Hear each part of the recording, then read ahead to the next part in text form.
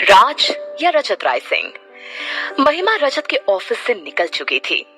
वो अपने खराब इंटरव्यू की वजह से बहुत परेशान थी। कुछ देर बाद वो अपने घर पहुंची। उसने जैसे ही डोरबेल बजाई तो दरवाजा दादी ने खोला। वो बगैर उन्हें कुछ बोले ड्राइंग रूम में पहुंच गई और वहां सोफे पर धम से बैठ गई। उसका चेहरा साफ बता रहा था कि उसे जॉब नहीं मिली है या फिर कुछ गड़बड़ हुई है, जो दादी अच्छे से समझ गई थी। उन्होंने दरवाजा बंद किया और उसके पास आकर बोली, तेरी इंटरव्यू की आधी कहानी तो तेरे फेस ने बता दी, लेकिन हाँ, अगर तू चाहे तो आधी कहानी खुद बता सकती है। उसकी बात सुन महिमा ने एक नजर उनकी तरफ देखा और फिर उदास होती हुई बोली, दादी, मेरे साथ ही ऐसा क्यों होता है? देखिए ना, मैं कितने अच्छे से प्रिपेयर होकर गई थी इंटरव्यू के लिए, लेकिन मैंने खुद ही सब गड़बड़ कर दिया। इस पर दादी मुस्कुराती हुई बोली, कोई बात नहीं बेटा, गलतियों से ही इंसान सीखता है। रुक, मैं तेरे लिए पानी लेकर आती हूँ। बोलकर वो रसोई की ओर चली गई। कुछ ही देर में हाथ में पानी का ग्लास लिए वो उसके पास आई और उसे ग्लास पकड़ा, उसके सर पर हाथ फेरते हुए बोली, बेटा, तुझे परेशान होने की कोई जरूरत नहीं है। माता रानी सब ठीक कर देगी। दूसरी ओर राय सिंह ऑफिस में रजत अब भी अपने ऑफिस में बैठकर महिमा के ख्यालों में डूबा हुआ था। अचानक कुछ सोचते हुए वो अपने चेयर से उठ खड़ा हुआ और अमित के कैबिन में पहुंच गया। उस वक्त अमित अपने लैपटॉप पर कुछ काम कर रहा था। उसने अचानक रजत को अपने कैबिन में देखा तो अपनी चेयर से उठकर खड़े होते हुए बोला, भाई, आप मेरे कैबिन में? मुझे बुला लेते, मैं आ जाता। रजत मुस्कुराते हुए उसके ठीक सामने वाली चेयर पर आकर बैठ गया। अमित को कुछ समझ नहीं आ रहा था। उसने उससे पूछा, भाई, आप मेरे कैबिन में आए हैं, जरूर कोई इम्पोर्टेंट बात होगी। कुछ सोचते हुए रजत ने हाँ में सिर हिलाया और कहा, क्या तुमने महिमा का इंटरव्यू ले लिया? उसकी बात सुनकर अमित ने उससे कहा, हाँ भाई, इंटरव्यू तो मैंने ले लिया और साथ में उसका रेज्यूमे भी रख लिया है। रजत बहुत गौर से उसकी बात सुन रहा था। वो सब कुछ जानना चाहता था कि इंटरव्यू के दौरान क्या क्या हुआ। वैसे तो उसने सीसीटीवी पर सब देख लिया था, लेकिन फिर भी उसकी बेचैनी खत्म ही नहीं हो रही थी। अमित ने अपनी बात कंटिन्यू करते हुए कहा, भाई, उसने जर्नलिज्म का कोर्स किया हुआ है और हमारे पास वैकेंसी इनकम टैक्स कंसल्टेंट की है और आई थिंक वो श्योर भी नहीं थी कि वो यहाँ किस जॉब के लिए आई है। सो आई डोंट थिंक कि वो इस जॉब के लिए सही है। बट आप टेंशन मत लीजिए, जैसे ही हमारी कंपनी की वैकेंसी निकलेगी तुरंत वैकेंसी फुल भी हो जाएगी और काफी एलिजिबल कैंडिडेट मिलेंगे हमें। You don't worry. उसने तो बहुत आसानी से बोल दिया था, लेकिन वो कहाँ जानता था कि महिमा को वैकेंसी के लिए नहीं बुलाया था, बल्कि उसने ये वैकेंसी महिमा के लिए क्रिएट करवाई थी। वो कुछ सोचते हुए अपनी चेयर से उठकर खड़ा हुआ और कैबिन में बनी एक बड़ी सी विंडो के पास पहुंच उसने अमित की ओर देखते हुए कहा, छोटे, मुझे पर्सनली ऐसा लगता है कि ये जॉब हमें महिमा को दे देनी चाहिए। उसके पीछे काफी रीजंस हैं। उसकी बात खत्म होते ही अमित बगैर कोई सवाल किए बोल पड़ा, ठीक है भाई, अगर आपको ऐसा लगता है तो बिल्कुल वो लड़की हमें कल से ही ज्वाइन कर लेगी। अगर आपने उसकी सिफारिश की है तो जरूर उसमें कोई ना कोई क्वालिटी होगी। रजत जानता था कि वो आसानी से मान जाएगा, लेकिन फिर भी उसके मन में कोई शक ना हो और महिमा से भी उसका आमना सामना ना हो, इसीलिए उसने उससे कहा, लेकिन अमित, मैं चाहता हूँ कि वो बैक ऑफिस हैंडल करे। फ्रंट ऑफिस का काम पूजा देख लेगी। पूजा एक्सपीरियंस भी है तो यही बेटर होगा। ठीक है भाई। उसकी ये बोलते ही रजत उसके कैबिन से चला गया। उसके जाने के बाद अमित अपनी चेयर पर बैठते हुए सोचने लगा, आखिर बात क्या है? भाई इस महिमा पर इतनी मेहरबान क्यों हो रहे हैं? फिर खुद ही अपनी बात का जवाब देते हुए बोला, खैर, मेरे भाई का दिल भी बहुत बड़ा है। यही सब सोचकर वो वापस अपने लैपटॉप पर काम करने लगा। वहीं रजत अपने कैबिन में बैठकर एक बार फिर महिमा के ख्यालों में गुम हो गया था। वो ये सोचकर ही खुश हो रहा था कि अब से हर पल वो उसकी आंखों के सामने होगी। इसी दौरान निशांत ने उसके कैबिन का डोर नॉक किया। उसकी आवाज सुन वो अपने ख्यालों से बाहर आया और ठीक से अपनी चेयर पर बैठते हुए बोला, कम इन। निशांत के चेहरे पर स्माइल थी। ऐसा लग रहा था जैसे कुछ इन्फॉर्मेशन उसके हाथ लग गई है। उसने जल्दी से अंदर आकर मुस्कुराते हुए कहा, सर, आपने महिमा नाम की लड़की का पता लगाने को कहा था ना, उसकी सारी डिटेल मिल चुकी है। कहते हुए उसने एक पेपर रजत की टेबल पर रख दिया। रजत उसकी ओर देखकर बोला, अब इस इंफॉर्मेशन की कोई जरूरत नहीं है। निशांत को उसकी बात कुछ समझ नहीं आई थी। उसने मन ही मन खुद से कहा, आज सुबह सर इस लड़की की इंफॉर्मेशन के लिए मुझे इतना डांट रहे थे और अब कहते हैं रहने दो, फालतू मेहनत की मैंने। तभी उसे उसकी सोच से बाहर निकालते हुए रजत ने उससे कहा, अच्छा निशांत, मुझे कल तक हमारे जितने भी शेयर होल्डर्स हैं उनकी लिस्ट बना कर दो। उसने उसे एक दो काम और बताए और फिर टाइम देखकर अपनी चेयर से उठकर खड़ा होते हुए बोला, निशांत, शेयर होल्डर्स की प्रोफाइल्स के साथ साथ तो मुझे उनकी पर्सनल डिटेल्स भी एक फाइल में डालकर दे देना। मैं फिलहाल घर निकलता हूँ। बोलकर वो अपने कैबिन से निकल गया। उसकी जाने के बाद निशांत गहरी सांस लेते हुए खुद से बोला, कभी कभी तो मुझे लगता है घड़ी का टाइम पीछे हो सकता है, लेकिन हमारे रजत सर का कभी नहीं। अगली सुबह महिमा सुबह 6 बजे उठकर नहा धोकर तैयार हो चुकी थी। पूजा की थाली हाथ में लिए वो घर से निकल ही रही थी कि तभी मंजू की नजर उस पर पड़ी। उन्होंने उसके पास आकर कहा, क्या बात है महिमा, आज सुबह सुबह मंदिर के दर्शन करने जा रही है? महिमा ने उदास होकर कहा, हाँ माँ, लगता है माता रानी मुझे भूल ही गई है, इसीलिए मेरी आवाज उन तक नहीं पहुँच पा रही। क्या पता शायद मंदिर जाऊं तो वो मेरी बात जल्दी सुन ले। उसकी बात सुनकर मंजू ने मुस्कुराते हुए उसे समझाया, बेटा, माता रानी हर जगह होती है, बस तुम दिल से प्रार्थना करो तो वो तुम्हारी सारी बातें सुनेंगी। इस पर महिमा उनसे बोली, माँ, आप कुछ नहीं समझती, हमारी जेनरेशन की प्रार्थना माता रानी लेट से सुनती है, इसीलिए मैं भी आपकी और दादी की तरह मंदिर जा रही हूँ, हम बाद में बात करते हैं। बोलकर वो आरती की थाली हाथ में लिए वहां से चली गई। उसे जाती देख मंजू ने मन ही मन खुद से कहा, माता रानी, मेरी बच्ची की इच्छा भी पूरी कर दो। वही महिमा अब तक अपने घर के पास वाले माता रानी के मंदिर में पहुंच गई थी। उसने प्रसाद वहां खड़े पंडित जी को दिया और खुद हाथ जोड़कर खड़ी हो गई। वो मन ही मन बोल रही थी, माता रानी, प्लीज मेरी ये प्रार्थना सुन लीजिए, मुझे कहीं से भी अच्छी नौकरी दिला दीजिए। नौकरी मिलने के बाद मैं आपको पूरे 501 रुपए का प्रसाद चढ़ाऊंगी। वो प्रार्थना कर ही रही थी कि तभी उसका मोबाइल बजा। उसने मासूम सा मुंह बनाते हुए धीरे से माता रानी से कहा, 1 सेकेंड माता रानी, मैं अभी फोन पर बात करके आपसे बात करती हूँ। कहते हुए उसने थोड़ा साइड में जाकर फोन रिसीव किया। उसके फोन उठाते ही दूसरी ओर से आवाज आई, गुड मॉर्निंग मैम, मैं राइसिंग ऑफिस से रोजी बात कर रही हूँ। उसकी आवाज सुनकर महिमा हैरान रह गई थी। रोजी ने अपनी बात कंटिन्यू करते हुए कहा, कांग्रेचुलेशंस मैम, आपको हमारी कंपनी में टैक्स कंसल्टेंट की पोस्ट के लिए सिलेक्ट किया गया है। आप प्लीज 11 बजे तक ऑफिस आकर अपनी सारी फॉर्मेलिटीज पूरी कर लीजिए ताकि कल से आप ऑफिस ज्वाइन कर सके। उसकी बात सुनकर महिमा बहुत खुश हो गई थी, लेकिन उसे यकीन नहीं आ रहा था कि माता रानी इतनी जल्दी उसकी प्रार्थना सुन लेगी। इसीलिए एक बार फिर कंफर्म करने के लिए उसने फोन पर उससे कहा, आप सच कह रही है ना, आप मुझसे मजाक तो नहीं कर रही है ना? उसकी बात सुनकर रोजी हंसते हुए बोली, बिल्कुल नहीं, and welcome to Rising Industries ma'am. और उसने फोन कट कर दिया। फोन कट होने के बाद महिमा जोर से खुशी के मारे चिल्ला पड़ी, oh my God, oh my God. उसे इस तरह चिल्लाते देख मंदिर में मौजूद सभी लोग हैरानी भरी नजर से उसकी ओर देखने लगे।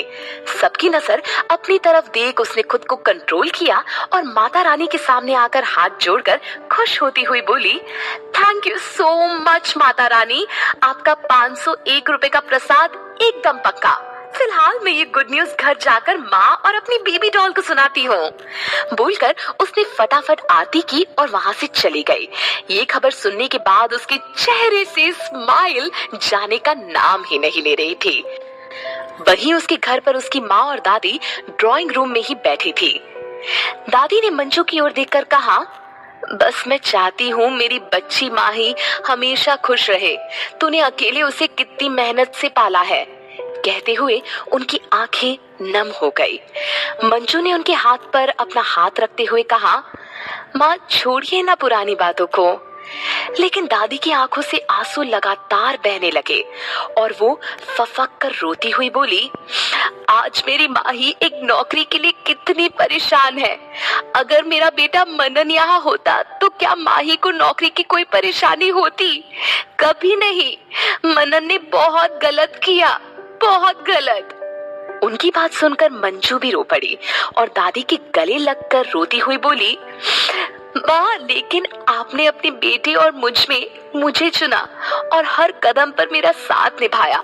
आपके साथ की वजह से ही मैं माही को पढ़ा लिखा पाई। दादी उनके सर पर हाथ फेरते हुए बोली, बेटा मेरी तो जिंदगी जैसे तैसे कट गई, लेकिन मनन की वजह से माही के मन में जो कड़वाहट है और अमीर लोगों के लिए उसके मन में जो चिढ़ है, कभी कभी उससे मुझे डर लगता है।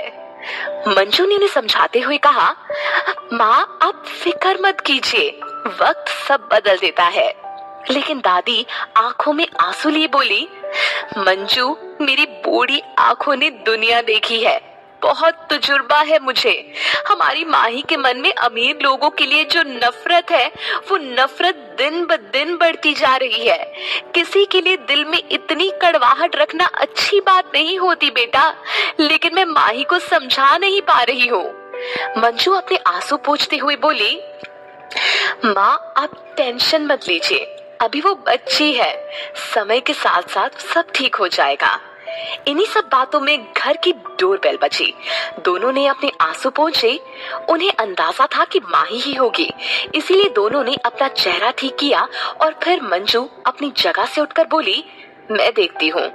बोलकर जब उन्होंने दरवाजा खोला तो सामने महिमा ही थी। वो खुश होती हुई मंजू के गले लग गई।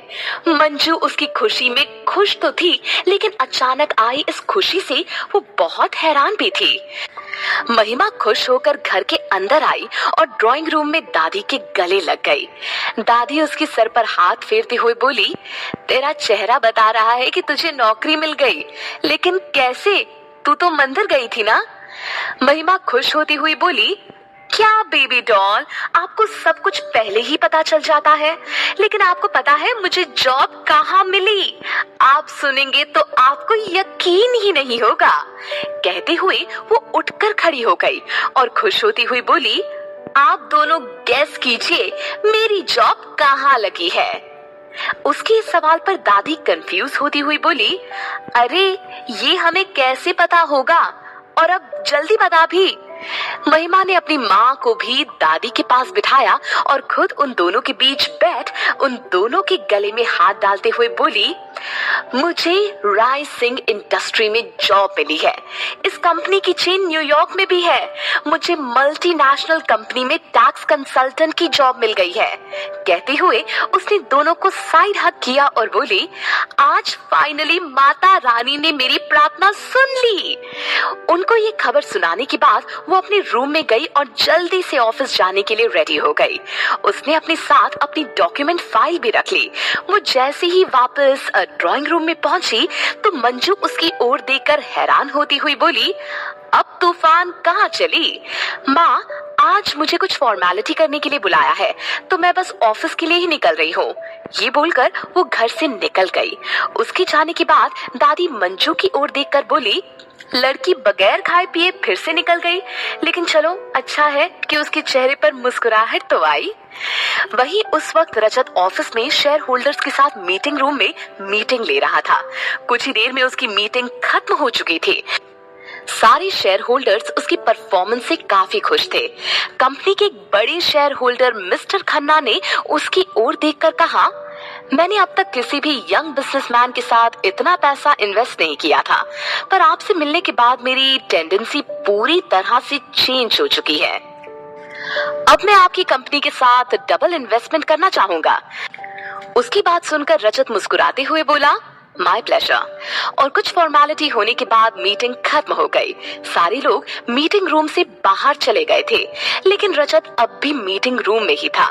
वो मन ही मन सोच रहा था, महिमा के आने का टाइम हो गया है, मुझे जल्दी से अपने कैबिन में जाना चाहिए। उसने मुझे देख लिया तो प्रॉब्लम हो जाएगी। वहां से निकल वो अपने कैबिन में आया और लैपटॉप पर सीसीटीवी विंडो ओपन कर बैठ गया। वो धीरे से खुद से बात करते हुए बोला, महिमा अब तक आई क्यों नहीं? अब तक तो उसे आ जाना चाहिए था। वो सोच ही रहा था कि तभी उसने देखा कि महिमा रिसेप्शन एरिया में खड़ी थी। उसे देखते ही उसके चेहरे पर स्माइल आ गई। ये मुझे क्या हो गया है? मैं क्यों हर वक्त उसके बारे में सोचने लगा हूँ? हर वक्त इसे देखना चाहता हूँ। कहीं मुझे इससे नहीं, ऐसा नहीं हो सकता। इधर रजत खुद के ही सवालों में उलझा था और उधर महिमा ने रोजी की हेल्प से सारी फॉर्मेलिटी पूरी कर दी थी। उसी वक्त अमित रिसेप्शन एरिया से होता हुआ कहीं जा रहा था। तभी उसकी नजर महिमा पर पड़ी और वो मुस्कुराते हुए बोला, welcome to Rising Industry miss Mahima. उसने भी मुस्कुराते हुए उसे थैंक यू कहा और फिर अमित वहां से चला गया। उसके जाते ही महिमा भी ऑफिस के बाहर आ गई। वहां से निकलने से पहले उसने विशाल और अदिति को कॉन्फ्रेंस कॉल किया और जैसे ही उन दोनों ने फोन रिसीव किया तो वो बोल पड़ी, हे गाइस, कैसे हो तुम दोनों? उसकी आवाज सुनकर अदिति बोल पड़ी, हम तो ठीक हैं, लेकिन तेरी आवाज से लग रहा है कि फाइनली मैडम को जॉब मिल गई है। यस! ये बोलते हुए महिमा बहुत खुश लग रही थी। तभी विशाल ने उससे कहा, कांग्रेचुलेशंस महिमा, लेकिन तुम्हें पार्टी देनी होगी। अरे गाइस, मैंने फोन इसीलिए तो लगाया है। आज हम शाम को 8 बजे स्ट्रीट क्लब में मिलेंगे, जहां हम तीनों ने मिलकर मेरा गम सेलिब्रेट किया था। आज उसी जगह मेरी खुशी सेलिब्रेट करेंगे। ओके माही, हम तुझे ठीक 8 बजे उसी जगह मिल जाएंगे। Okay bye. बोलकर महिमा ने फोन कट कर दिया और वहां से निकल गई। वहीं रजत अब भी महिमा के ख्यालों में गुम था। वो खुद से बात करते हुए बोल रहा था, महिमा डेली ऑफिस तो आएगी, लेकिन मेरी उससे मुलाकात कैसे होगी? और वैसे भी रजत बनकर तो उससे मिल भी नहीं सकता। तभी उसे याद आया कि उस दिन डांस करते वक्त महिमा ने उससे कहा था, मैं बहुत अजीब बंदी हूँ, मैं अपना गम भी सेलिब्रेट करती हूँ और अपनी खुशी भी। उसकी ये बात सुनकर वो मन ही मन मुस्कुराता हुआ बोला, उसे जॉब मिल चुकी है तो श्योरली वो अपने दोस्तों के साथ उसी क्लब में फिर से आएगी। मुझे उससे वहीं मिलना होगा। शाम 8 बजे महिमा बिल्कुल टाइम पर द स्ट्रीट क्लब पहुंच चुकी थी। वो बाहर खड़ी विशाल और अदिति का वेट कर रही थी। कुछ देर खड़े रहने के बाद उसने खुद से कहा, मैं अंदर जाकर बैठती हूँ, ये लोग वहीं आ जाएंगे। सोचते हुए जब वो अंदर गई तो रजत पहले से ही वहाँ मौजूद था, लेकिन आज वो कॉर्नर टेबल पर नहीं बल्कि बाहर काउंटर के पास रखी लंबी स्टूल पर बैठा था। महिमा जैसे ही वहाँ पहुंची तो रजत को देखकर खुश होती हुई बोली, ओह हाय राज, तुम यहाँ? अच्छा हुआ जो तुम मुझे यहाँ मिल गए। वो मुस्कुराती हुई उसके पास की चेयर पर बैठ गई। रजत मन ही मन सोचने लगा, मैंने सही गैस किया था कि ये आज यहाँ आएगी। वो उसकी ओर देखकर बोला, क्या बात है, आज आप बहुत खुश लग रही हैं। उसकी बात सुनकर महिमा जोर से हंस पड़ी और बोली, ये आप क्या होता है? क्या मैं तुम्हें कोई बुजुर्ग दिखाई देती हूँ? वो भी उसकी बात सुनकर मुस्कुराने लगा। महिमा ने अपनी बात कंटिन्यू करते हुए कहा, तुमने मेरे साथ मेरी जॉब जाने का गम सेलिब्रेट किया था और आज तुम्हें मेरे साथ जॉब मिलने की खुशी भी सेलिब्रेट करनी होगी, समझ गए ना? ये बोल उसने उसके आगे अपना हाथ बढ़ाते हुए कहा, सो फ्रेंड्स? रजत ने भी बगैर देर किए फौरन उसका हाथ पकड़ लिया और उसके चेहरे की ओर देखकर सोचने लगा, कुछ पल तो क्या, मैं तुम्हारे साथ अपनी पूरी जिंदगी सेलिब्रेट करना चाहता हूँ। उसने अभी भी उसका हाथ पकड़ रखा था। महिमा उसके करीब आकर धीरे से बोली, मैं इतनी भी खूबसूरत नहीं हूँ राज कि तुम मेरा हाथ पकड़कर बैठे रहो। उसकी बात सुनकर रजत ने हड़बड़ाते हुए उसका हाथ छोड़ दिया। उसकी शक्ल देख महिमा जोर से हंस पड़ी। वो उसके कंधे पर हाथ रख जोर जोर से हंस रही थी कि तभी शनाया और रजत रजत का कॉमन फ्रेंड रोहित वहां पहुंच गया। उसने रजत के पास जाकर कहा, क्या बात है रजत राय सिंह, आज क्लब में? ये सुनकर महिमा बहुत हैरान हुई और सवालिया नजरों से रजत की ओर देखने लगी। तो क्या महिमा को रजत की सच्चाई पता चल जाएगी?